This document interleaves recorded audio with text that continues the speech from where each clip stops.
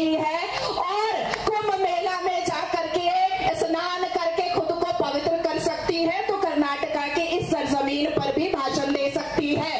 रास्ते से आ रही थी तो थप्पड़ वाला झंडा बहुत देखा थप्पड़ वाला झंडा। 53-54 साल जनता को थप्पड़ वाला झंडा बहुत दिखा था। यहाँ के मुख्यमंत्री को भी अक्सर मैं टीवी चैनलों पर उनकी चुम्मा चाटी वाली हरकतों पर टारगेट में लेती हूँ। आपने देखा होगा कभी महिला कार्यकर्ता को चुम्मा चाटी करते हैं, कभी प्रवक्ता को कर देते हैं, और कभी कभी तो कोई अभिनेत्री आती है तो उसको भी उसमें भी चिपक लेते हैं, और कभी कभी तो पत्रकार यहाँ पर बैठे हैं और मेरे पास पूरी लिस्ट है कि किस किस महिला पत्रकारों से उन्होंने चिपका चिपकी चुट्टा चुट्टी करने का कोशिश किया रखा है, तो वो मुझे पता है। 28 वर्षों से हिंदुत्व के लिए कर्नाटका की इस धर्म का जोश भरने के लिए ये महफिल सजती है, ये मीटिंग होती है, लोग एक जगह आते हैं, उसके लिए भी मैं शीश झुका करके जाधव जी को नमन करना चाहूंगी कि बहुत बड़ा काम कर रहे हैं, बहुत भला काम कर रहे हैं कि सोए हुए हिंदुओं को जगा रहे हैं। क्योंकि हमारे देश में 53-54 साल न जाने कौन सा नशा फूंक करके हमारे हिंदू भाई और बहन सो गए थे, लेकिन जैसे जैसे भगवान राम का नारा गूंजता रहा वैसे वैसे हिंदू जागते रहे, जैसे जैसे सनातन धर्म से योद्धा जाधव जी जैसा निकलता रहा वैसे वैसे हिंदू जागते गए, और लाखों करोड़ों वर्षों की तपस्या पूरी हुई और भगवान राम लल्ला अपने जगह पर प्राण प्रतिष्ठा हो पाया, हम अपनी आंखों से देख पाए।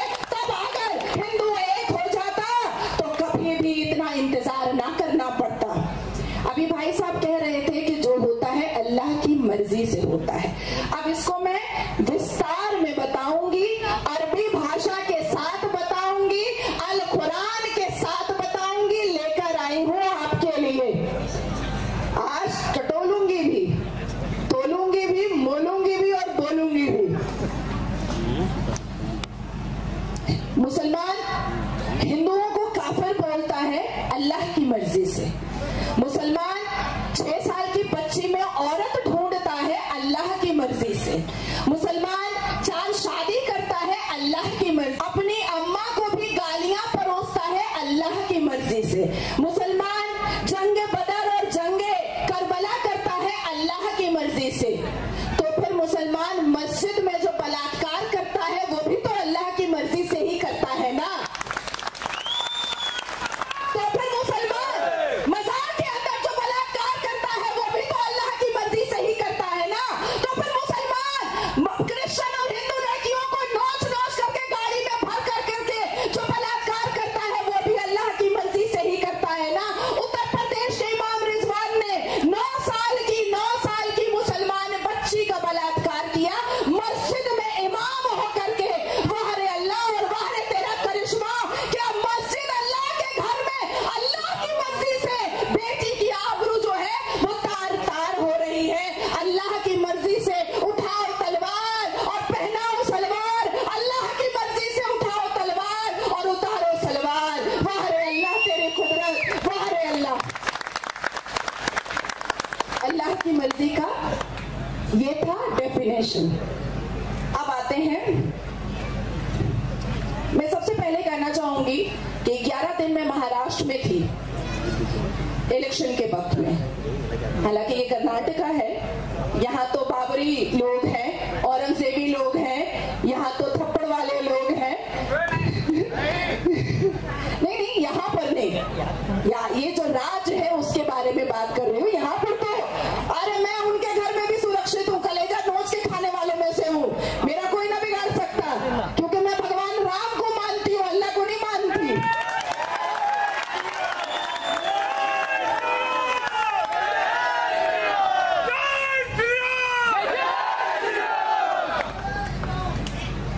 महाराष्ट्र में 11 दिन इलेक्शन के दौरान मैंने देखा सज्जाद नुमानी साहब, स्वामी जी को याद होगा, सज्जाद नुमानी साहब ने फतवा जारी किया।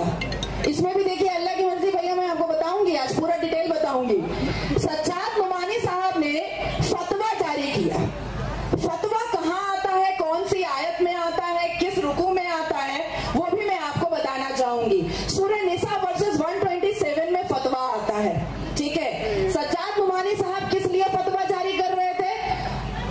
माशाल्लाह माशाल्लाह, कांग्रेस को वोट कर दीजिए, माशाल्लाह माशाल्लाह, उद्धव ठाकरे को वोट कर दीजिए, माशाल्लाह माशाल्लाह, असदुद्दीन अवैसी रज़ाकार के फौज के दलाल को वोट कर दीजिए।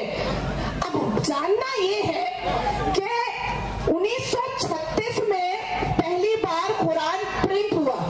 अकल के पट्टे खोलिए और गौर से सुनिए, तो ये लिब्रांडो वाला जो नेचर है ना वो निकलेगा, जो दूर दूर तक भी अभी बाकी बचा हुआ है लिब्रांडो वाला नेचर। कि क्या हुआ? भाईचारा है, क्या हुआ? गंगा जमनी तहजीब है। अरे चारा आप है, भाई भाई वो है। लाए तेरा मेरा रिश्ता क्या, लाई लाई है सिर्फ। तो ये फतवा नाजिल हुआ था सूरह निसा वर्स 127 1450 साल पहले। तो 1450 साल पहले क्या अल्लाह तबारक ताला को ये पता चल गया था कि नेहरू मामू जो है और इंदिरा दादी जो है वो कांग्रेस लेकर के आएंगी? ये पता चल गया था अल्लाह ताला को, जो फतवा वोट के लिए जारी हो रहा था। यही बात मैंने सज्जाद नुमानी के नुमाइंदे से, उनके दलालों से डिबेट में पूछ लिया, तो कह दिया नाजिया आवारा औरत है। मैंने उस पर भी कह दिया कि अल्लाह की मर्जी से आवारा हो गई हूं, नहीं तो बिल्कुल ना होती।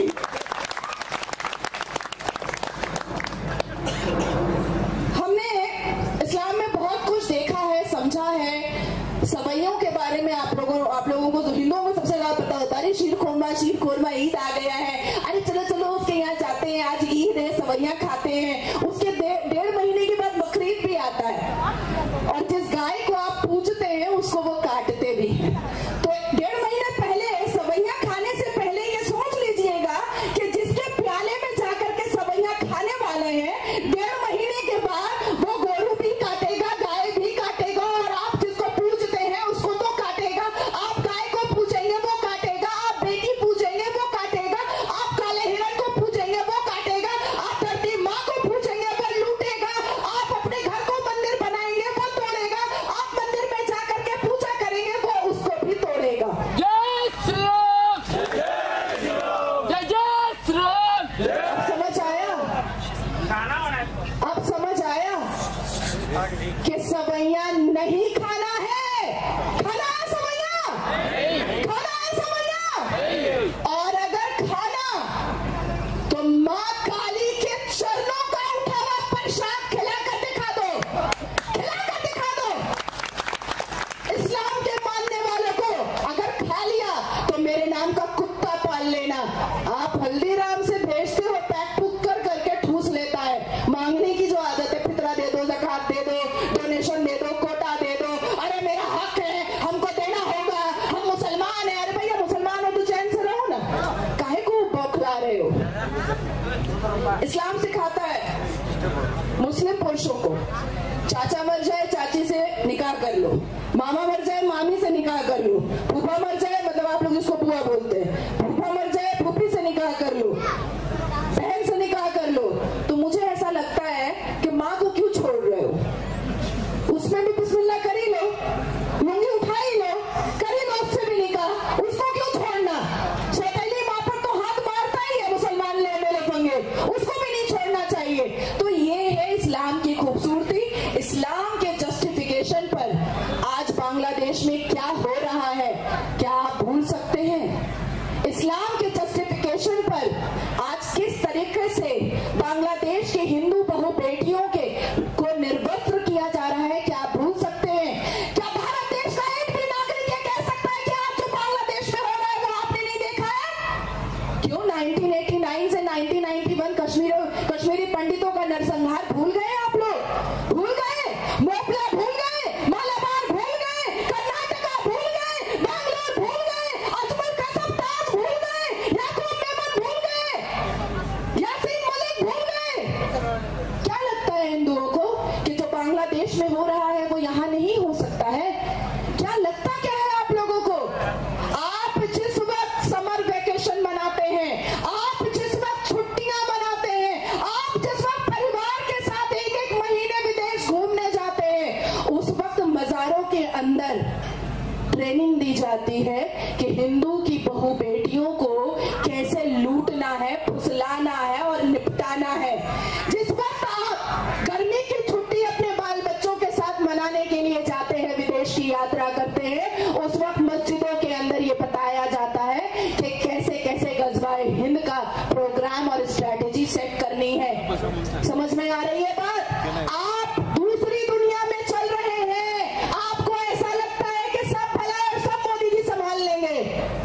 एक घर एक व्यक्ति नहीं संभाल सकता है, सारे घर के लोगों को उस घर को संभालना पड़ता है। तो मोदी जी ने, आदरणीय प्रधानमंत्री ने हिंदुत्व को ललकारा है, और अब आप अगर गले से गला नहीं मिलाएंगे तो वो लखनऊ के देवबंद से आवाज आई थी ना कि गजवाए हिंद होगा, तो यहां पर भी बांग्लादेश हो सकता है। जागना पड़ेगा हिंदुओं को। उठो तो कहो कि हम हिंदू हैं, बैठो तो कहो कि हम हिंदू हैं, सो तो कहो कि हम हिंदू हैं। कहीं जाओ तो तिलक लगाओ, कहीं जाओ तो रुद्राक्ष पहनो, अपना त्योहार और पर्व है तो धोती पहनो। लेकिन अब तो मैं उल्टा देखती हूँ, मैं दिवाली आती है, सारा आप सिविलाइजेशन और सभ्यता अपनी करते हैं, लेकिन वही उटंगा पैजामा लंबा कुर्ता पहन लेते हैं। क्यों? उटंगा पैजामा लंबा कुर्ता आपकी सभ्यता नहीं है, आपके संस्कार नहीं है, आपका सिविलाइजेशन नहीं है। उटंगा पैजामा लंबा कुर्ता, चिकन की कढ़ाई का कुर्ता, ये आपका नहीं है, आपका धोती है, और धोती से आपकी गैदरिंग पता चलेगी। अब मैं और स्वामी जी अभी संभल गए थे, मुसलमानों ने संभल के घर के बाहर में लिख करके रखा है, हाज़िल मिन फज़्ल रब्बी ला इलाहा इल्लल्लाह मुहम्मदुर रसूलुल्लाह हय्या अलल फलाह हय्या अलल सलाह। क्यों लिख कर रखा है पता है आपको? क्यों लिख कर रखा है? अपनी मेजॉरिटी बताने के लिए, संभल में अपनी तादाद को दिखाने के लिए, अपना दिखाने के लिए कि देखो हम कितने ज्यादा हो चुके हैं संभल में, तुम मंदिर बनाओगे तो कैसे बनाओगे। अब भी अगर हम नहीं जागेंगे तो कैसे चलेगा? हिंदुओं, अब भी वक्त है, जाग जाएं।